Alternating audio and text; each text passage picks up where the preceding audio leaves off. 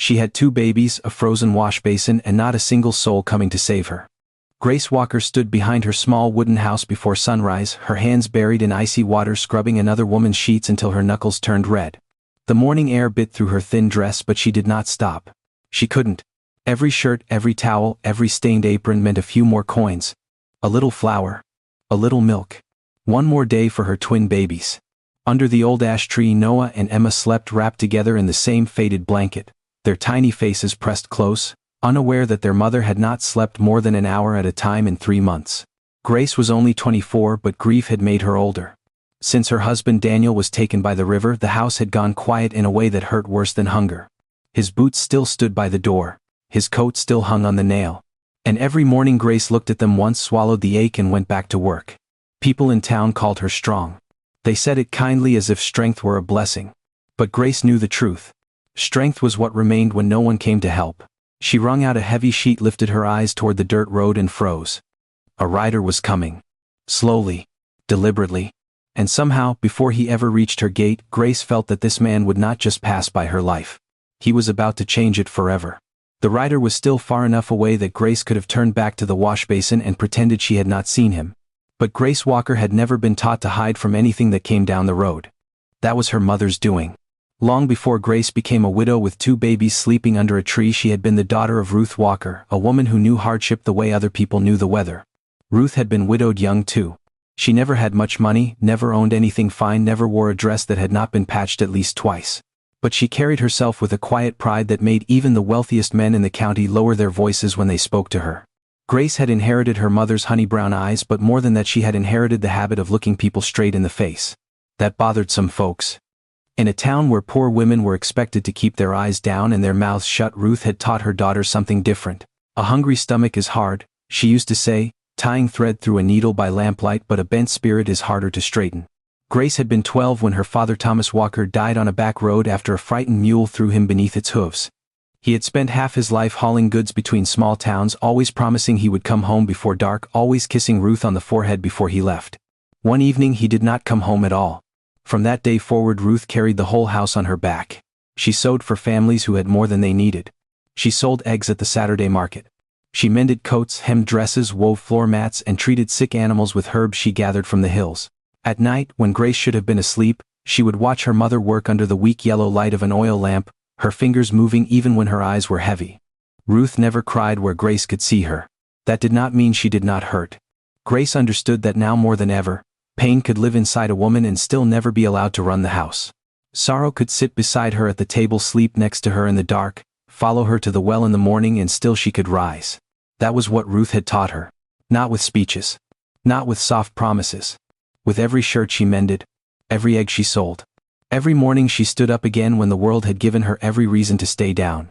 So, as Grace stood there with her red hands dripping into the wash basin, watching that rider come closer, she felt her mother's lessons settle inside her like stones at the bottom of a river. She was tired. She was frightened. She was lonely in a way no one in town could understand. But she was not broken. The twins stirred beneath the old ash tree. Little Noah whimpered first, then Emma shifted against him, both of them wrapped in the same faded blanket Grace had once used as a girl. Grace wiped her hands on her apron and stepped toward them. Whatever that man wanted, whatever news or trouble he carried with him, he would not find a woman begging at the gate. He would find Ruth Walker's daughter. And Ruth Walker's daughter had been raised to stand. The rider slowed near the bend in the road, but before Grace could make out his face, another memory rose inside her, one she had spent 3 months trying not to touch. Daniel Walker had left this same yard before dawn on a July morning with a rope over his shoulder and rain still clinging to the brim of his hat. The sky had been dark and swollen, the kind of sky that warns sensible people to stay indoors. But word had come from the ridge, a small herd had panicked in the storm and crossed into the flooded ravine. Daniel had kissed Grace on the forehead before he left. She remembered that more clearly than anything, the warmth of his lips, the roughness of his hand against her cheek, the way he glanced toward the corner where their newborn twins slept. "I'll be back before supper," he had said. Those were the last ordinary words he ever gave her. The rain had turned the creek below the hills into something wild and angry. By the time Daniel and 2 other ranch hands reached the ravine, the water was already climbing the banks, brown and violent, carrying branches, stones, and everything weak enough to be taken. 6 cattle had been trapped near a curve in the riverbed, confused and terrified, their cries swallowed by thunder. The other men managed to drive most of the animals toward higher ground. Then Daniel saw it, a newborn calf caught near the edge of the current, its small legs folding beneath it, its head barely staying above the water. One of the men shouted for Daniel to leave it. But Daniel had never known how to walk away from something helpless. He stepped into the flood. The water hit him hard, but he pushed forward inch by inch, rope wrapped around one arm, boots slipping against stones he could no longer see. He reached the calf. He got both hands on it. With the last of his strength, he shoved the animal toward the bank where the other men grabbed it and pulled it free. For one breath, Daniel was still there. Then the river took him. Not with a roar. Not like in stories. It simply pulled, twisted, and swallowed him before anyone could reach his hand. They searched until darkness made the hills disappear. They came back at sunrise with more men from town. Reverend Samuel went with them, though no one had asked him to. They found Daniel 2 days later, far downstream, caught in the roots of an old cypress tree. Grace received the news standing in her kitchen doorway, Noah in one arm, Emma in the other. She did not scream. She did not fall. She only stared at the men in front of her, as if the words had reached her ears but had not yet found her heart. At the funeral, soft rain fell over the cemetery. Grace held both babies against her chest through the whole service, afraid that if she let go of them she would fall into the ground with Daniel. When Reverend Samuel laid a hand on her shoulder, he spoke gently. "A good man's love does not end in the dirt, Grace. It lives on in what he leaves behind." Grace looked down at her sleeping twins. And for their sake she stayed standing. After the funeral, the town slowly returned to its ordinary rhythm. Doors opened at sunrise, roosters called from backyards, wagons rolled over the dirt road. Women swept their porches and men headed toward the fields, as if the world had not split in half and left Grace Walker standing on one side of it alone. But inside her little adobe house, nothing felt ordinary anymore. Daniel's boots still waited by the door, dried mud clinging to the soles. His hat still hung on the peg beside the kitchen window. His coffee cup sat in the cabinet untouched because Grace could not bring herself to move it and could not bear to see it either. The babies were too small to understand loss. Noah cried when he was hungry. Emma cried when she was cold. They reached for warmth, for milk, for the sound of their mother's voice in the dark. And Grace gave them everything she had, even when everything was almost nothing. The weeks that followed were the hardest of her life. Money disappeared first. Daniel's wages had ended with him, and the few coins saved in a clay jar above the hearth went quickly. Flour. Beans. A little salt. A strip of cloth to patch the twins' blanket. One by one Grace counted the coins until counting no longer took any time at all. Then came the hunger. Not the sharp hunger of one missed meal, but the slow, quiet kind that settles into the bones. Grace learned how to drink water when her stomach twisted. She learned how to tell herself she was not hungry until the feeling passed. She learned how to save the best bite for a tomorrow that might be harder than today. Still, somehow her body kept making milk for both babies. Every night after feeding them until they slept heavy against her, Grace whispered a short prayer her mother had taught her when she was a girl. It was not fancy. It was not said with perfect words. It was simply a tired woman speaking into the dark, thanking God for one more day that her children had not gone hungry. By the 3rd month, Grace had taken in washing from families who could afford to hand their dirty clothes to someone else. She scrubbed sheets, shirts, aprons, and tablecloths until her fingers cracked. In winter cold water, her hands turned red and stiff. In the afternoon sun, her back burned from bending over the wooden basin. Some women paid her fairly. Some did not. A few left bundles by the gate without looking her in the eye, as if widowhood were something that might pass from one woman to another if they stood too close. Grace said thank you anyway. Not because she felt grateful for their pity, but because pride did not put food in a child's mouth. At night, when Noah and Emma finally slept, Grace sat beside them and listened to the silence of the house. No Daniel stepping through the door. No deep laugh from the yard. No strong hand resting on her shoulder when the day had been too much. She was 24 years old. A widow. A mother of twins. And every morning before the sun climbed over the hills, she stood up again. The first time Victor Harlan came to Grace Walker's house after the funeral, he did not come like a man demanding anything. He came with his hat in his hand. That was what made it worse. Victor Harlan owned more land than any man within 3 counties. His ranch stretched beyond the hills, past the creek beds, past the dry fields where other men's cattle grew thin in the summer. People spoke his name carefully, the way they spoke near a sleeping snake. He had money, workers, horses, lawyers, and friends in every office that mattered. When Victor Harlan wanted something, most folks found a way to give it to him before he had to ask twice. But that afternoon he stood at Grace's gate with his shoulders slightly bowed and his face arranged into something that looked almost like sorrow. Grace saw him from the wash basin. Noah and Emma were asleep beneath the ash tree, bundled together against the breeze. Grace's sleeves were rolled above her elbows. Her hands were raw from soap and cold water. A basket of wet sheets sat beside her, heavy and dripping. "Mrs. Walker," Victor called softly. Grace dried her hands on her apron and stepped closer, though not too close. Mr. Harland. His eyes moved past her for one brief moment toward the house, toward the old fence line, toward the land stretching behind it. Then he looked back at her with practiced gentleness. I've been meaning to come sooner, he said. Daniel was one of the best men who ever worked for me. Loyal. Brave. A man like that should not leave his family struggling. Grace swallowed. Hearing Daniel's name in Victor's smooth voice made something tighten inside her chest. We're managing, she said. Victor nodded slowly as if he respected her pride. I know you are, everyone knows you are. But managing is not the same as living. He reached into the saddlebag of the horse tied near the gate and pulled out a small sack. Flour, coffee beans, a little sugar wrapped in brown paper. Things Grace needed badly enough that her eyes betrayed her before her mouth could refuse. I brought a few things, he said. Nothing grand. Just neighborly help. Grace looked at the sack, then at the babies, then back at him. Pride rose first. Hunger answered louder. I can pay you back when I can, she said. Victor gave a soft laugh, warm enough to fool anyone listening from a distance. No need for talk like that. Daniel served my ranch faithfully. Let me do this much. He set the sack just inside the gate and did not cross onto her land. That too seemed respectful, careful, kind. But Victor Harland had never taken a step in his life without knowing where he wanted the road to end. He asked about the twins. He asked whether the roof leaked. He asked if she had enough firewood. His voice stayed gentle, almost fatherly, yet every question felt like a finger touching a bruise. Grace answered little. She had learned from Ruth Walker that not every kindness was clean and not every soft voice could be trusted. Still, when Victor rode away, the sack of food remained. That night, Grace made a thin pot of beans and ate more than she had allowed herself in days. She fed the babies, washed their small clothes, and sat in the quiet house while the lamp burned low. On the table lay the sugar Victor had brought folded neatly in paper. A gift. That was what it looked like. But by the end of the week he came again. This time he brought medicine for the twins, though they were not sick. The week after that, a bundle of firewood, then a little money pressed into Grace's hand with a look so full of concern that refusing it would have seemed rude. You shouldn't be alone in this world, he told her one evening standing near the gate as the sun fell behind the hills. A widow with 2 infants needs protection. Grace held Emma against her shoulder and felt the baby's breath warm against her neck. I have this house, she said. I have my children. Victor's eyes moved again, quick and quiet, toward the back of the property, where the spring ran clear between the stones. Yes, he said. You do. The way he said it stayed with her after he left. At first the town praised him. They said Victor Harland had a generous heart. They said Daniel's old employer was doing right by the widow. Some women even told Grace she was lucky a man of his standing had taken notice. Grace thanked them and said nothing more. But every time Victor rode away, she felt something unseen being tied around her life, one strand at a time. A sack of flour. A bundle of wood. A coin pressed into her palm. Help, everyone called it. Grace was beginning to wonder why it felt so much like a debt.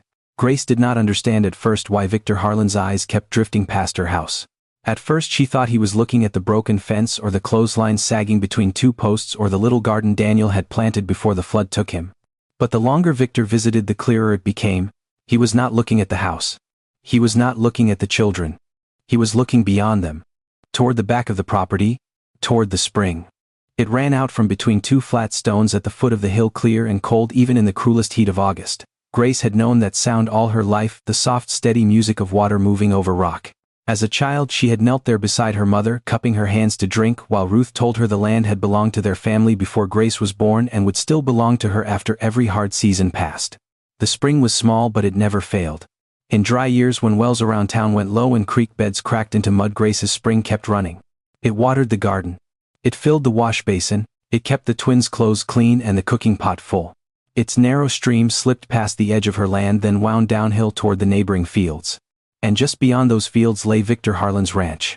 Grace had never thought of water as power. To her it was life in its plainest form. It was what cooled a fever cloth, softened beans, rinsed soap from a baby's blanket. It was what her mother had used to scrub floors, what Daniel had used to wash dust from his face after a long day, what Grace now carried in buckets before sunrise. But Victor Harland saw something else. He saw cattle. Hundreds more. He saw green pasture when every other field turned brown. He saw profit in a place where Grace saw memory. He saw her spring not as a blessing but as a prize sitting in the hands of a young widow too poor to protect it.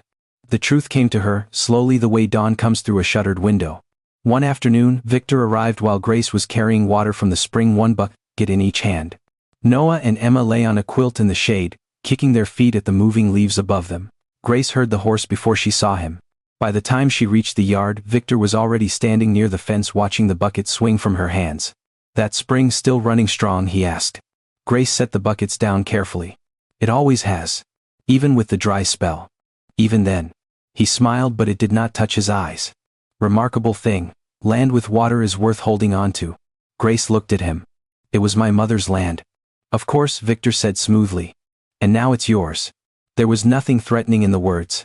That was what made them dangerous. They sounded respectful, almost admiring. But something underneath them pressed cold against Grace's skin. Victor walked a few steps along the fence line, slow and casual, as if he were only stretching his legs. His gaze followed the narrow stream where it slipped beyond her property. "You know," he said, "a place like this can be difficult for a woman alone. Taxes, repairs, livestock wandering through. Men with papers and claims. A person can lose land without even meaning to." Grace wiped her wet hands on her apron. "My husband and I paid what we owed." "I'm sure you did." Victor turned back to her. "But papers have a way of becoming complicated after a man dies." The words hung between them. Grace suddenly understood that every sack of flour, every bundle of firewood, every coin pressed into her palm had been leading here. Not to kindness. Not to charity. Not to respect for Daniel's memory. To this. To the spring that had kept her family alive for generations. That night, after the twins were asleep, Grace walked alone to the back of the property. Moonlight silvered the stones. The spring whispered in the dark as if nothing in the world had changed. But Grace had changed. She knelt beside the water and touched it with her fingertips. It was cold, clean, and stubbornly alive. Like Ruth Walker. Like Daniel's memory. Like the two babies sleeping in the house behind her. Victor Harland wanted the spring because it could feed his cattle and fatten his land.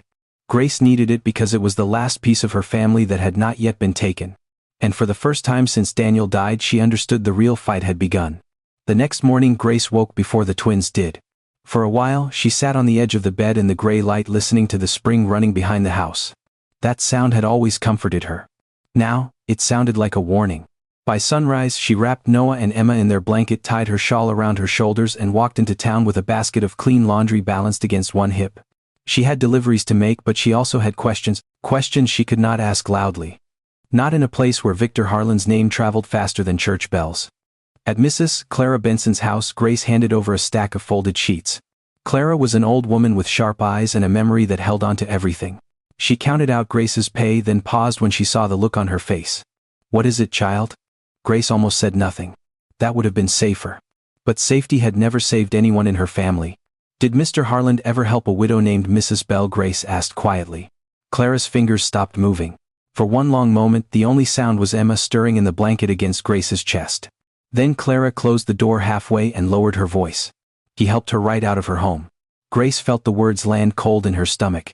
Clara told her the story in pieces, as if each piece still had teeth. Mrs. Bell had lost her husband to fever. Victor came with flour first, then money for medicine, then a man to fix her roof. Everyone praised him. Everyone said she was lucky. Then papers appeared. Debts she had not known she owed. Notes she had supposedly agreed to. Fees for supplies that had been called gifts when they were handed to her. By winter, Mrs. Bell signed away her land. She thought she was paying what she owed, Clara whispered. By the time she understood, the sheriff was already at her door. Grace held the twins closer. There were others, Clara said. A widow near Dry Creek.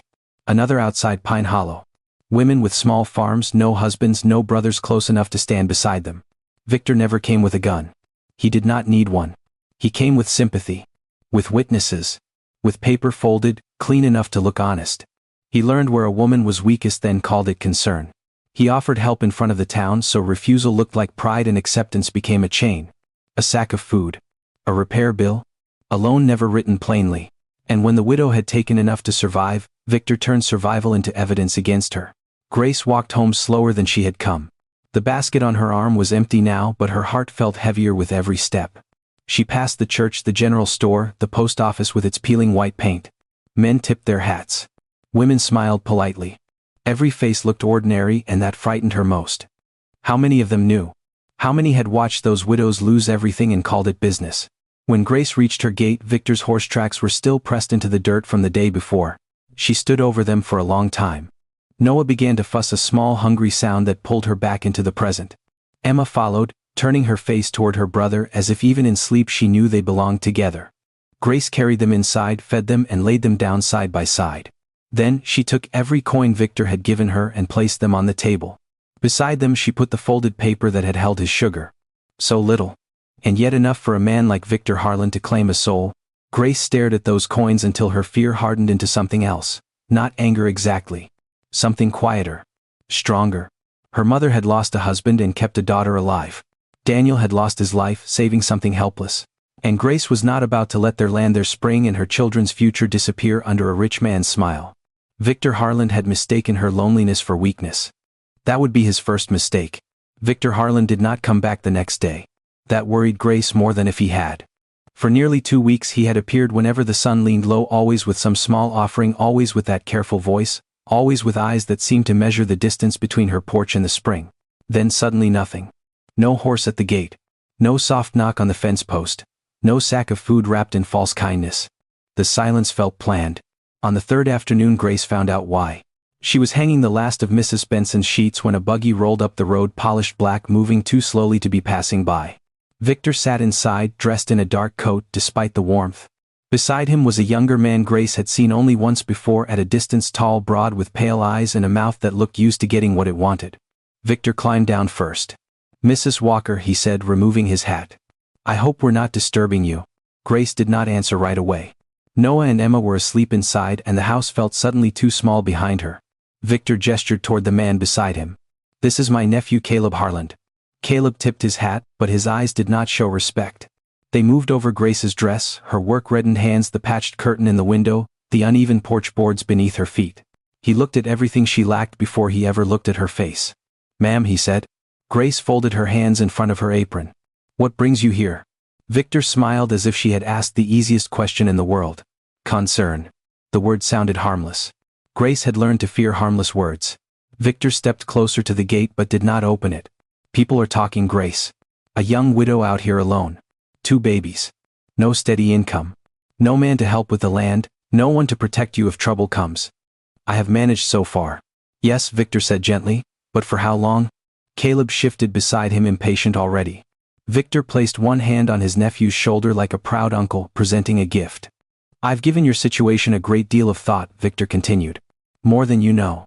And I believe there is a proper way to settle all of this before things become harder for you." Grace felt the air change. Victor reached into his coat and pulled out a folded paper. "Not a gift this time. Not flour, not firewood, not coins. Paper." "I don't need papers," Grace said. "You need security," Victor replied. "And your children need a name with weight behind it." "My children have their father's name." For one moment Victor's smile thinned. Then he recovered. "Daniel was a fine man. No one denies that. But Daniel is gone. And you are still here. Alone. Caleb has agreed generously to consider marriage." Grace stared at him. The words were so bold, so cleanly spoken that for a moment they did not seem real. Marriage? Not love. Not companionship, not a choice made between 2 hearts. An arrangement. A lock shaped like a wedding ring. Caleb looked at her, then really looked, and gave a small shrug. "You'd be taken care of. The babies too. Better than washing clothes until your hands fall apart." Grace's skin went cold. Victor unfolded the paper. "The small amounts I advanced you, the supplies, the household goods, the assistance after Daniel's passing, none of that matters if we handle this properly. Family does not count debts against family." There it was. The chain pulled tight. Grace heard Mrs. Benson's voice in her memory. "He helps them right out of their homes." "So that is what this is," Grace said quietly. "Either I marry your nephew or I owe you." Victor's face hardened just enough for her to see the man beneath the kindness. "You are in no position to speak carelessly." Inside the house, one of the twins began to cry. A small, frightened sound. Grace turned her head for only a second, but when she looked back, Caleb was staring past her toward the spring. Just like Victor. And Grace understood the whole of it then. Caleb did not want a wife. Victor did not want to rescue a widow. They wanted the land, the water, the last living piece of her family's history. Marriage was only the door they hoped she would open herself. Grace lifted her chin. "My answer is no." Victor's eyes narrowed. "Think carefully." "I have." The baby cried again. Grace did not move. Victor folded the paper slowly and placed it back inside his coat. "You have less than a month," he said. "After that, kindness becomes business." Then he and Caleb climbed back into the buggy and rode away, leaving dust in the road and a threat in the air. Grace stood at the gate until they disappeared. Only then did she go inside, lift her crying child and hold both twins close against her heart. No, she whispered again. This time she said it for them. The next morning Grace woke with Victor Harlan's words still sitting in the room like smoke. Less than a month. She fed Noah and Emma before sunrise, whispering to them as if her voice alone could keep fear from entering their tiny hearts. Outside the world looked cruelly peaceful. The ash tree moved in the breeze, the spring kept running. The hills stood gold beneath the early light as if no rich man had placed a clock over her life. Grace carried the washbasin outside and began again. Soap. Water. Cloth. Scrub. Wring. Hang. Her hands moved from habit but her mind would not quiet. Every shirt she washed felt like proof of how little time she had. Every coin she might earn was too small to fight a man like Victor. He had papers. Lawyers. Men who tipped their hats to him in town and lowered their voices when he passed. Grace had 2 babies and a spring. Near midday, when the sun had climbed high enough to burn the back of her neck, a horse appeared on the road. Grace straightened so quickly that pain shot through her spine. For one terrible second she thought Victor had returned. But this rider did not come in a polished buggy. He came alone on a dusty chestnut horse, his hat pulled low, his coat faded at the shoulders from honest weather. He stopped several yards from the gate as if asking permission without speaking. "Ma'am," he called. "I don't mean to trouble you." Grace wiped her wet hands on her apron. "What do you need?" "Water, if you can spare it. My horse has had a hard ride." His voice was calm. Not soft like Victor's, not oiled with hidden meaning. Just tired. Plain. Human. Grace looked from him to the animal. The horse's sides moved heavily, its head lowered. Whoever this man was, he had not come dressed like someone expecting to be welcomed. Dust covered his boots, his shirt sleeves were rolled up. One leather glove was torn at the thumb. "The trough is near the fence," Grace said. "Thank you." He dismounted, led the horse inside only after Grace nodded and guided it toward the water. While the animal drank, the man removed his hat. He was perhaps in his late 30s with dark hair touched by sun and eyes that looked as though they had seen both kindness and loss and still believed in some part of the world. "I'm Elias Carter," he said. "My place is north of Cedar Ridge." Grace had heard the name. A widower, people said. A rancher who kept mostly to himself. A man who had buried his wife 2 winters ago and never remarried. "Grace Walker," she replied. "I know." Then realizing how that sounded, Elias lowered his eyes briefly. "I mean, folks in town speak of you." "Daniel Walker's widow?" Grace's fingers tightened around the edge of the wash basin. "They speak too much." A faint sadness crossed his face. "They usually do." That answer surprised her. It was the first time in weeks someone had not tried to dress pity up as kindness. From inside the house, Emma began to cry. Noah answered a second later, as if the twins had made a secret agreement never to leave one another alone in distress. Grace turned toward the sound, torn between manners and motherhood. "Go on," Elias said gently. "I'll stay by the trough." Grace hesitated, then went inside. She lifted Emma first, then Noah, settling both against her. When she stepped back onto the porch, Elias was no longer watching the spring or the land. He was looking at the babies with a quiet expression that held no hunger, no calculation, no claim. "They're beautiful," he said. Grace did not know why those 2 simple words nearly broke her. Most people saw burden before beauty. They saw 2 mouths to feed, 2 cries in the night, 2 reasons a widow might be desperate enough to sign anything put in front of her. Elias saw children. "They are all I have," Grace said before she could stop herself.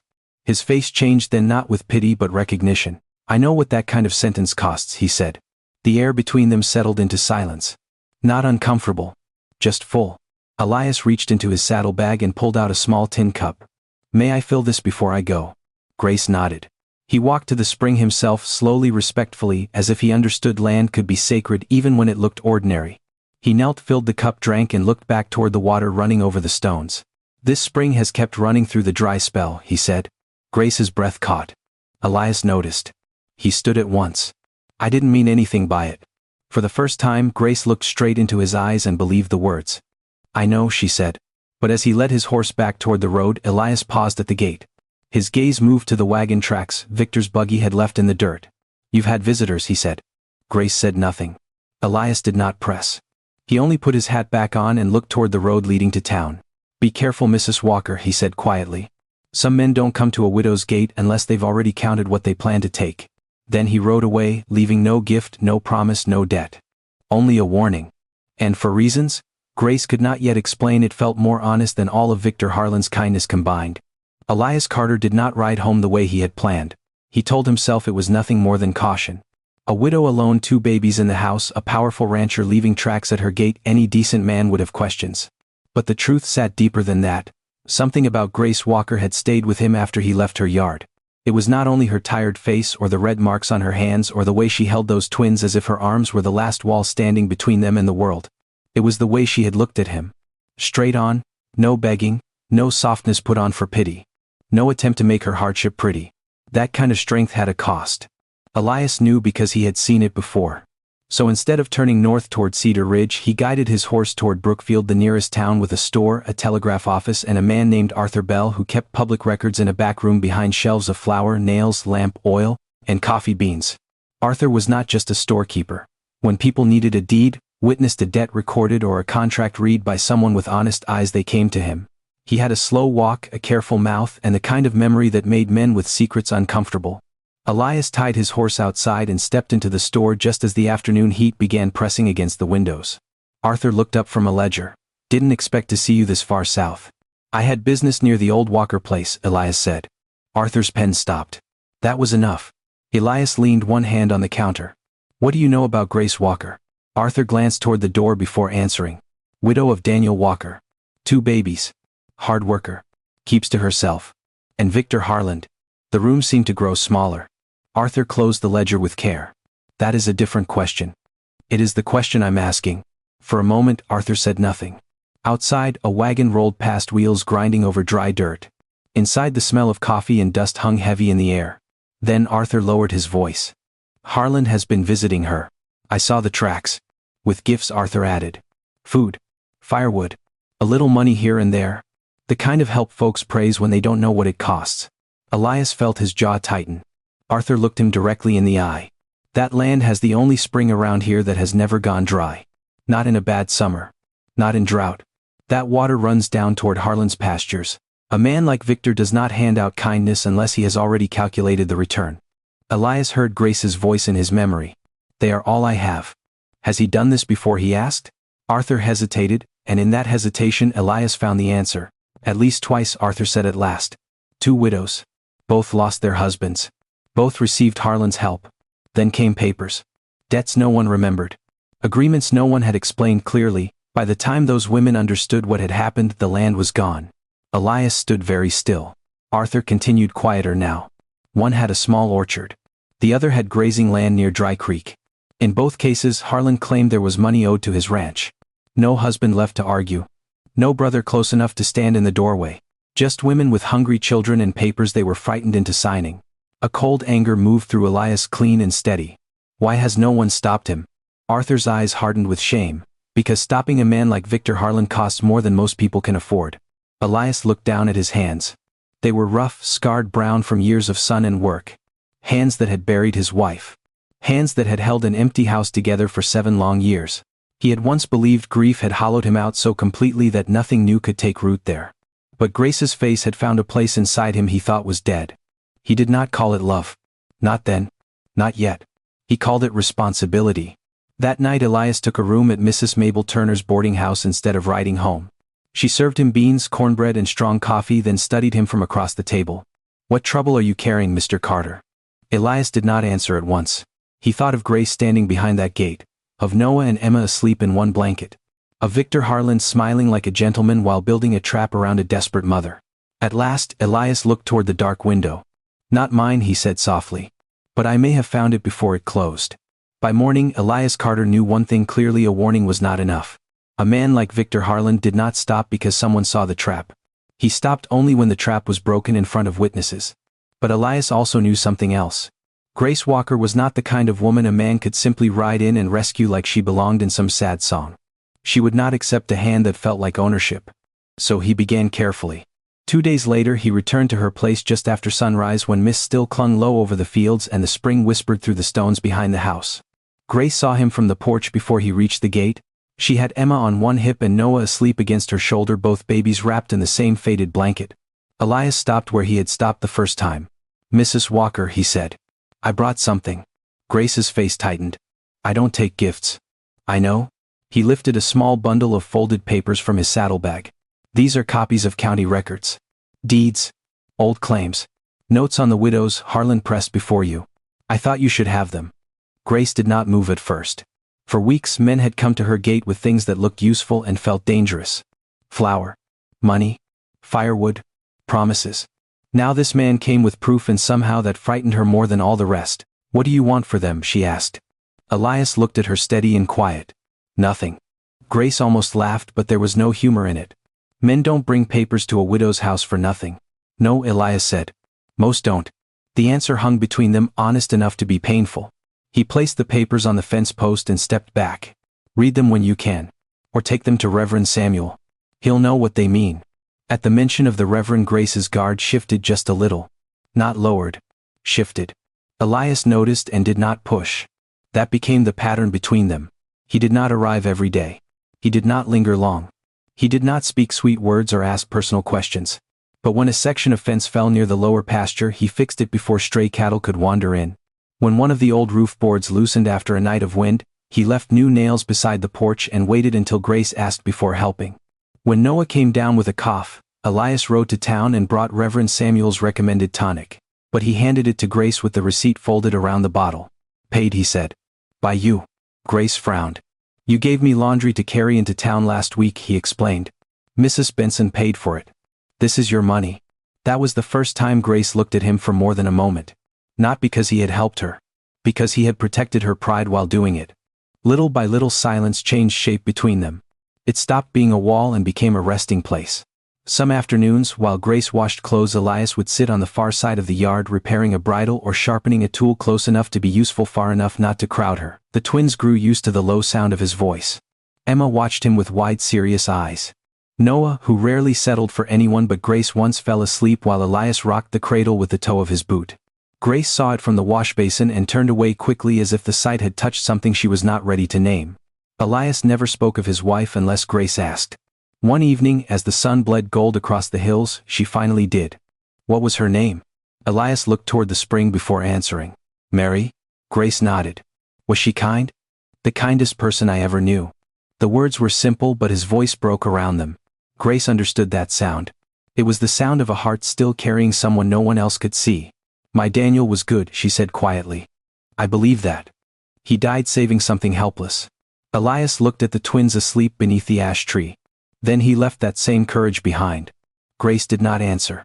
Her eyes filled, but she did not look away. For the first time since Daniel's death, another person stood near her grief and did not try to cover it, fix it, buy it, or use it. Elias simply stood beside it. And somehow that felt like shelter. By the end of that week, the town had noticed. In small towns, kindness never stays private for long. A horse at a gate becomes a visit. A visit becomes a habit.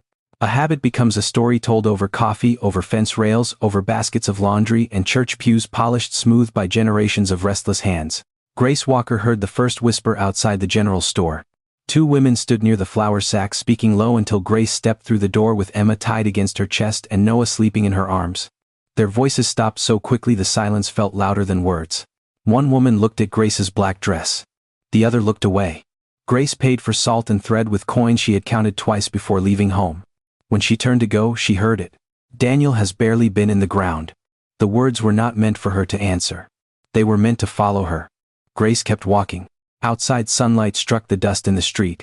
She stood still for a moment, the twins warm against her, and told herself not to turn around. Ruth Walker's daughter did not beg people to understand her. But the words found a way in anyway. They slipped under her ribs sharp and mean. By Sunday the whispers had grown teeth. At church, Grace sat in the back pew where she had sat since Daniel's funeral. Noah slept through the first hymn. Emma stared at the colored light moving across the floor. Reverend Samuel spoke about mercy, about judging with clean hands and humble hearts. Grace tried to listen, but she could feel eyes on her back. After the service, Mrs. Helen Price approached with a smile too gentle to be honest. "Grace dear," she said, touching her sleeve. "People are only concerned." Grace looked at her. "About what?"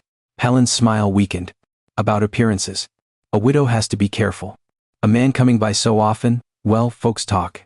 Folks seem to enjoy it." The older woman blinked, startled by the edge in Grace's voice. "I only mean," Helen said, lowering her voice, "you have babies to think of. Their father was a good man. You would not want people saying you forgot him too quickly." "Forgot him." Grace felt the words hit harder than any insult Victor Harland had ever wrapped in kindness. She looked toward the churchyard where Daniel's grave lay beneath the new wooden cross Elias had quietly repaired after a windstorm. She remembered Daniel's hand on her cheek, his last promise, the mud on his boots, the rain at his burial, the way his name still lived in every corner of her house. Forgot him. Every morning she woke to his absence. Every night she fed his children beneath the roof they had shared. Every breath she took had to pass through the place where grief still sat heavy in her chest. But to the town sorrow had rules. A widow could suffer but not receive help. She could work until her hands bled but not let a decent man mend a fence. She could be lonely but never be seen speaking too long with someone who understood loneliness. She could be pitied, but only if she stayed safely beneath that pity. Grace said nothing more. She walked home with her children and her head high, though every step felt heavier than the last. That evening, Elias came by with a repaired latch for the chicken coop. He stopped at the gate when he saw her face. What happened? Grace almost said nothing. She was tired of that word. Tired of swallowing truth until it turned bitter. The town happened, she said. Elias removed his hat slowly. Grace stood on the porch, one hand resting on the doorframe. They think I should be ashamed because you helped me. A shadow crossed Elias's face. And are you?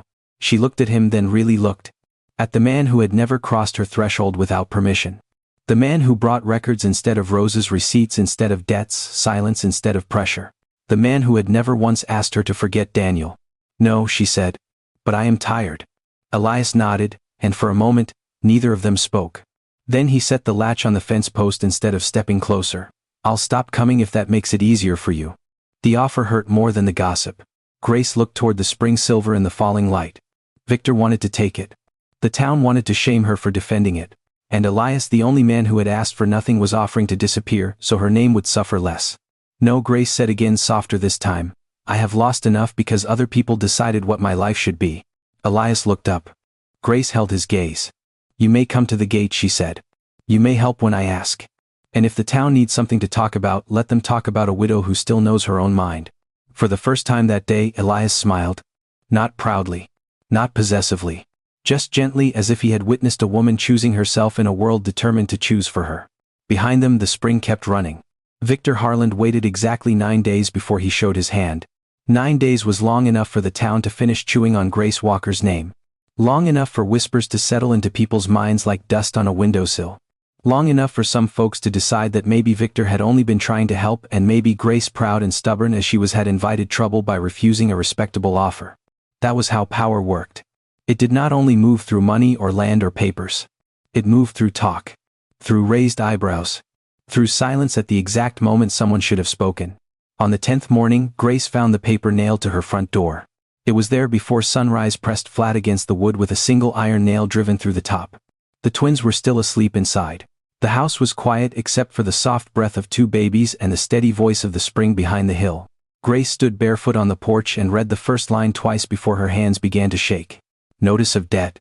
The words looked official. Cold, clean, cruel. Victor Harland claimed that Daniel Walker had borrowed money against the property before his death. Supplies advanced. Medical assistance. Funeral expenses. Household provisions, labor fees. Interest. Every gift Victor had ever placed at Grace's gate had been turned into a number. Every sack of flour had grown teeth. Every coin had become a hook. At the bottom of the page was the total. More money than Grace could earn in years. And beneath it, the threat: if the debt was not settled immediately, the property would be seized to satisfy the claim. Grace read the name signed at the bottom. Victor Harland. For a moment she could not breathe. Then Noah cried. That tiny sound pulled her back from the edge of panic.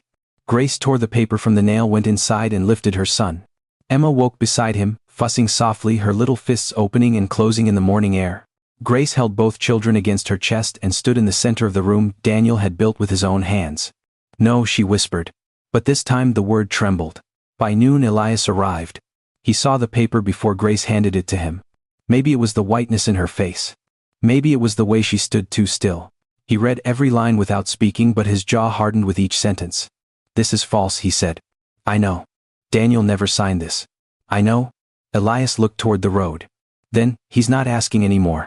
Grace's fingers tightened around Emma's blanket. He's coming to take it. Elias folded the paper carefully as if it were something poisonous. Not without witnesses. Not without proof. But Victor did not wait for proof. That afternoon 3 men rode up to Grace's gate. They were not dressed like neighbors. They wore dust on their boots and hard looks on their faces. One carried a rolled document. Another had a coil of rope hanging from his saddle. The third never took his hand far from the pistol at his hip. Grace stepped onto the porch with both babies in her arms. The tallest man dismounted and opened the gate without asking. "You need to leave the property, ma'am." Grace's fear went cold. "This is my home." "Not anymore." Elias moved from beside the ash tree where he had been mending a broken rail. He did not raise his voice. He did not reach for a weapon. But something in the way he stepped forward made the men stop. "You heard her," Elias said. "This is her home." The man with the paper gave Elias a slow look. "This is Harlan business." "No," Elias replied. "This is Walker land." The third man shifted near his pistol. Grace saw it. Elias saw it too. The whole yard seemed to hold its breath. Inside Grace's arms, Noah began to cry again, frightened by the strange voices. Emma followed their small wails, cutting through the dust and heat. The tallest man pointed toward the house. "We were told to remove the widow and the children." Grace felt the world narrow to one sharp point. Not the land now. Not the spring. Not even the house. The children. Victor had crossed the last line. She stepped down from the porch, one careful step at a time, holding Daniel's babies against her heart. Her eyes did not leave the men. "Tell Victor Harlan," she said, her voice low but clear, "that if he wants this land he will have to drag a mother and 2 innocent children off it in front of God and every person in this town." The men hesitated. Elias turned toward the road. In the distance, 2 figures were already approaching fast. Reverend Samuel on foot and Arthur Bell beside him, carrying a leather folder under one arm. Grace did not know who had sent for them. Maybe Elias had. Maybe God had. But for the first time that day, Victor Harlan's men looked unsure. And Grace Walker, trembling with fear and fury, stood in front of her children like the final door they would never pass through. Reverend Samuel reached the gate first, breathing hard, his black coat dusty from the road. Arthur Bell came just behind him, one hand pressed over the leather folder under his arm, as if he were carrying something that could burn a man's whole life down. The 3 men sent by Victor Harlan shifted uneasily. Grace stood on the porch steps, Noah and Emma crying against her chest. Elias stayed a few feet in front of her, steady as a fence post driven deep into the earth. No one moved until Reverend Samuel lifted one hand. "Not another step," he said. The tallest man frowned. "This is legal business, Reverend." "Then it can wait for the law to hear the truth." Arthur opened the folder and pulled out a stack of papers. His usually gentle face had gone hard. "I have the Walker deed. I have Daniel Walker's final wage records. And I have the account books from Harlan Ranch for the month before he died." The man with the rolled document looked toward the road suddenly, wishing his employer were there to answer for himself. Arthur raised his voice so the neighbors gathering near the fence could hear. "There is no debt signed by Daniel Walker. No loan, no property lien. No agreement using this land as security." Murmurs moved through the yard like wind through dry grass. Grace felt her knees weaken, but she did not sit down. Reverend Samuel stepped beside Arthur. "And every gift Victor Harlan brought after Daniel's death was witnessed by this town as charity. Flour, firewood, medicine, money pressed into a widow's hand after a funeral. A man cannot call something mercy on Monday and debt on Friday." By then people had begun walking up from the road. Mrs. Benson came with her shawl wrapped tight around her shoulders. Mrs. Price stood near the church deacon. 2 ranch hands stopped at the far fence. Children watched from behind their mothers' skirts. And then Victor Harlan arrived. He came in his polished buggy with Caleb beside him, both men dressed as if this were a meeting they expected to control. But Victor's confident face changed the moment he saw the crowd, the Reverend Arthur's folder, and Grace still standing in front of the house with her children in her arms. "What is this?" Victor asked, stepping down. Reverend Samuel turned to face him. "The end of a lie." Victor's eyes flashed. "Careful, Reverend." "No," Arthur said. "You be careful." He held up the false debt notice. "This claim is built on records that do not exist. You used help as bait. You used grief as leverage. You waited until this woman was alone, then tried to scare her off land that belongs to her and her children." Victor laughed once, sharp and cold. "You have no authority here." Arthur reached back into the folder and removed one final paper. "I have enough authority to send this to the county judge by morning, along with statements from 2 widows who lost land after receiving your so-called help." The crowd went silent. For the first time, Victor Harlan looked truly afraid. Not frightened of Grace. Not frightened of Elias. But frightened of exposure. Of whispers turning into testimony. Of respected men speaking publicly. Of his careful kindness being named for what it was. A trap. Caleb stepped back from his uncle just enough for people to notice. Elias finally spoke. His voice was quiet, but every person heard it.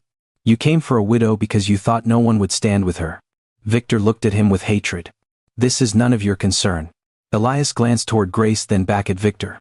"It is now?" Reverend Samuel pointed toward the paper in Arthur's hand. "Withdraw the claim." Victor said nothing. Now, the Reverend said. The silence stretched. Grace could hear the spring running behind the house, clear and stubborn, as if it too were waiting. At last, Victor took the notice from Arthur, his fingers stiff with rage. Arthur placed a pen in his hand and unfolded a prepared statement. In front of the whole town, Victor Harlan signed away his claim to Grace Walker's land. No debt. No lien. No right to the house, the spring, or a single stone beneath it. When Arthur read the statement aloud, Grace closed her eyes. For 3 months she had held herself together with nothing but work, prayer, and the memory of people who had loved her. Now, as the crowd stood silent around her, she felt something inside her loosen. Victor climbed back into his buggy without looking at anyone. Caleb followed, pale and silent. The 3 hired men mounted their horses and left behind them. Only when the road was empty did Grace finally sink to her knees. Not in defeat. In release? Elias turned quickly, but Grace shook her head before he could help her up. She held Noah and Emma close, kissed their soft heads, and looked toward the spring. It still belonged to them. Daniel's home. Ruth's land. Her children's future. And for the first time since the river took her husband, Grace Walker allowed herself to believe that tomorrow might not come only to test her.